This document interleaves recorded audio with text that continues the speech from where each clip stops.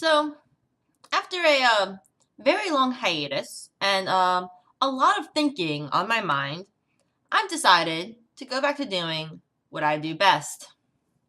Reading shitty fan fiction for y'all. But not just any shitty fan fiction, FNAF shitty fan fiction. More specifically, Purple Guy X Reader because, I don't know why you all like this stuff, but you do. So, fuck it. And X Reader's fun because I get to make up a shitty ass name. Like I've used Dickbag McGee in the past, and that is still, to this date, my favorite name to use. So, hope y'all got your drink of choice, whether it's alcoholic or not, though might want to be alcoholic because I have a feeling we're going to be in for a ride. One of the ties was Vincent's daughter, and I don't know how I feel about this. So, let's go. From Gherkin's point of view, today is the day I get a new job, you think to yourself. Your parents had got you the job that you didn't know about. You walk into the living room around 11 a.m. Hey mom, when does work start? You ask. She comes into view. Her brown hair sways as she does. It starts at 12 p.m. You gasp. That late? She nods and passes you a flyer that reads, Freddy Fazbear's Pizzeria Day Watch. Get there at 12 p.m. to start. I have 1 hour, Mum, you yell as she passes you your uniform. Go get ready, she says with a smile. You run into the bathroom and get changed. It is a bit tight, but that's the way you like it.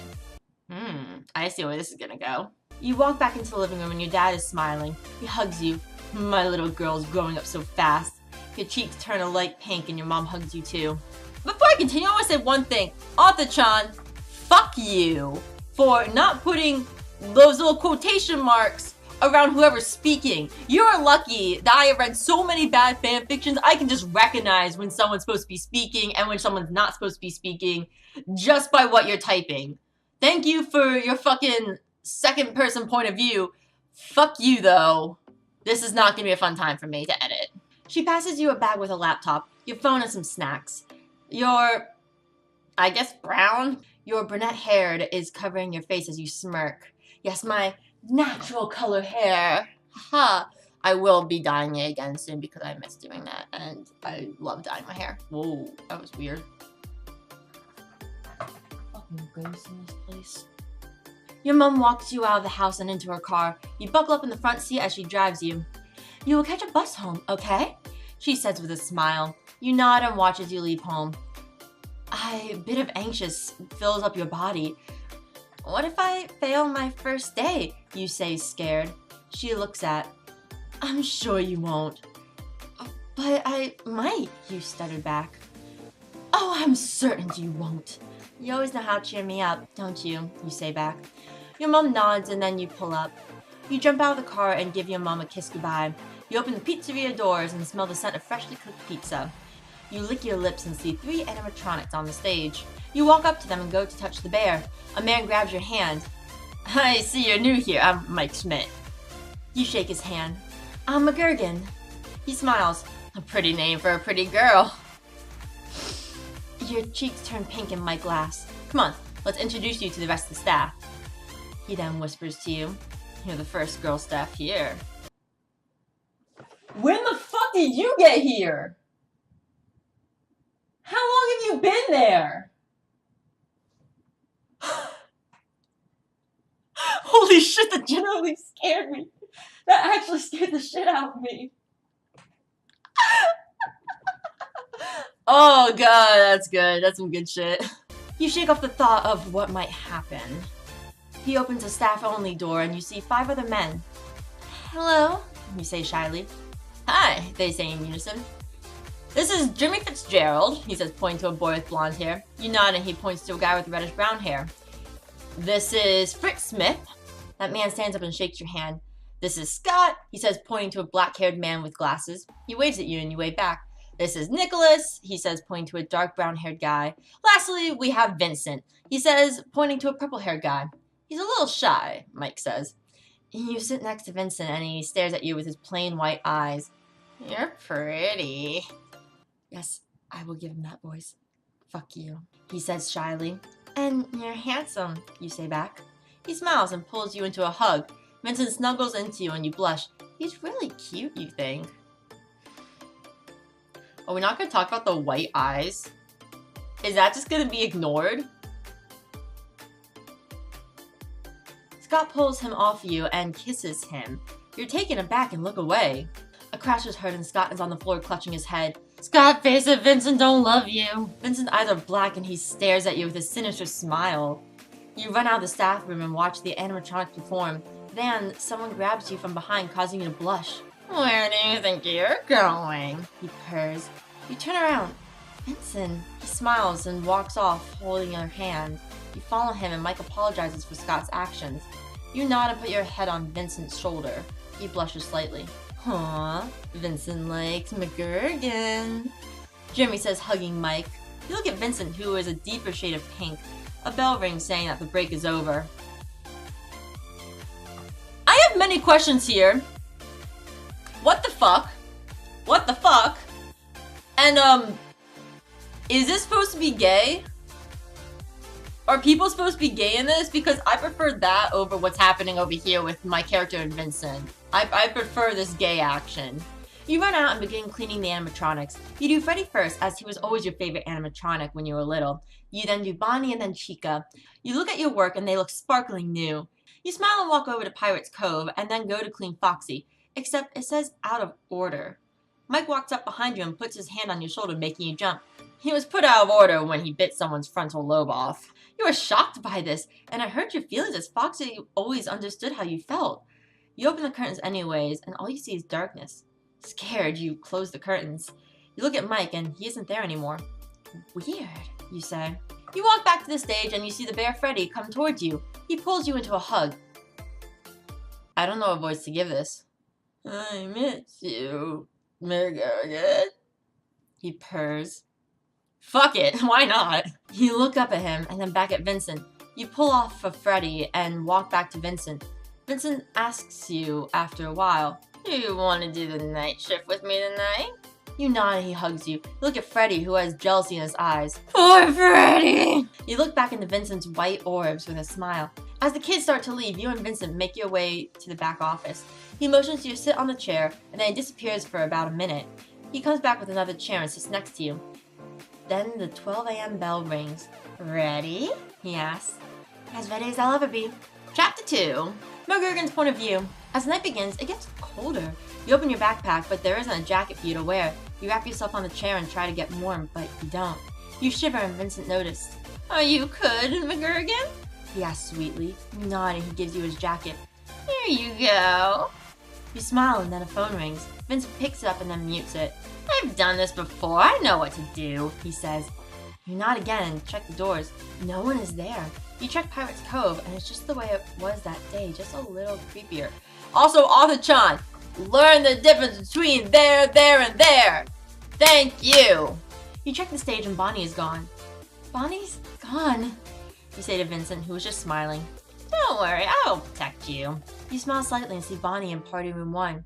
He's so creepy, you say, and Vincent nods. You check Pirate Cove again, and Foxy's head is poking out. He looks all broken and destroyed since the last time you saw him. You pull down the camera and check the doors. Bonnie is there. You shut it on his face and you hear his metal body hit the floor. The sound bounced all over the pizzeria, causing it to shake. You check the time on your watch and it's 2 a.m. and you have 75% battery left. Will we make it? You ask Vincent. He says back, yes, just don't waste the power. You nod in fear and check the stage. Chica's gone too. Crap, you mutter under your breath. A sound of metal clashing together makes you jump. You check every room until you find the kitchen, which there is no video available. This must be where the noise is coming from, you say to Vincent. He looks zoned out, so you don't expect the answer. You pull down the camera after looking a bit more and check the left door. No one's there, so you check the right door. Then you see her. Chica staring right at you through the window. You close the door and pray she goes away. Check the time again. It was now 4:45 and you have 45% power left. Yes, we're gonna make it, you say with a smile. You forgot about Pirate's Cove, a voice in your head says. You quickly pull up the camera and check Pirate's Cove. Foxy is gone and the curtains are wide open. You pull down the camera and say to Vincent, Foxy is gone. Shut the door! He yells and shut the right door just as Foxy bangs into it. You say and hug Vincent. Thank you, say through heavy breaths. And he replies with a warm, you're welcome. You open the door again and see Bonnie's face. Isn't it the first night? You say to Vincent and he nods. You shut the door again and hope he goes away. I hope we make it, you say to Vincent. We will, McGurgan, don't worry. He gives you a reassuring smile, which gives you a bit of hope, and the power cuts out. Crap, I ran out of power, Vincent says with a ting of scaredness in his voice. Then a bell rings saying it is a.m. You breathe deep breaths as you tidy up your stuff. When you reach the stage, Mike and Jimmy enter the pizzeria. Hey, Vincent. Hey, McGurgan, they say to you. Hey, guys, you say as you leave the building. How am I going to explain to my mom why I didn't come home last night? Just tell her we have beds at the pizzeria, so I won't be coming home often. We actually do, he says after a while. He takes you to a hotel down the road from the pizzeria and books a room for 2. He is smiling the whole time as he does. When you get to your room, you place your stuff on your bed and pull out your phone. You have 20 missed calls from Mom and 10 from Dad. You think for a moment which one to call. Dad, you said after a while. You press his contact and click call. This isn't gonna end well. So, that's all I'm gonna read for this one. Because, I'm kind of, so I didn't see any smut tags, but, we're in a hotel right now. I have very high hopes. All I gotta say is Author-chan. This is actually not the worst fanfiction I've read. Like, this is not actually that bad, especially when it comes to terms of Purple Guy X Reader fanfiction. This is actually on the better side of ones I've read, which is surprising, seeing how, sudden everything was. You literally met a guy, and now suddenly, you're in a hotel together, and you spent the night at a pizzeria with him. And, yeah, lots of problems with that. So, this has only the verdict of just the general bad fanfictions because of the misuse of there, and there, and of course not using your correctly or at all in some of these cases, and just some of the moments I just wondered why. But you know, that's why I do this. As much as I hate it, I do these things for a reason, because they're fun. And maybe I should be an English teacher for this. Probably not, because my English sucks dick.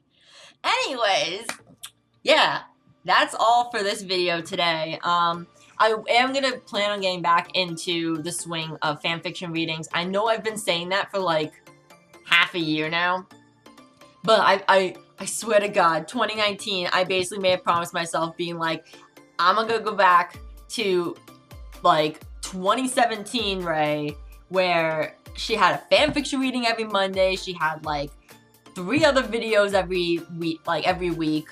You know, I want that back. And I should be able to do it. We will see. Either way, yeah, so this has been called VincentxReader, You Can't Have Me. I'm gonna put the link of the fanfiction in the description down below if you guys want to finish reading it for yourself.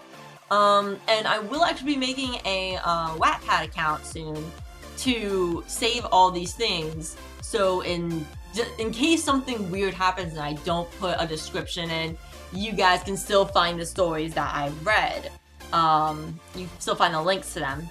So look forward to that. Not this week, but next week, because I have to find an inconspicuous, or I have to just think of a username and figure out how much I fucking hate myself. So, thank you guys so much for watching. Don't forget to like, comment, subscribe, check my other videos, recommend me stories. Whether it's a fan fiction or a fandom, I will search up anything, because that's not smut. Because I don't give a flying fuck. Also, because you guys might introduce me to new fandoms, and I'm always excited for that.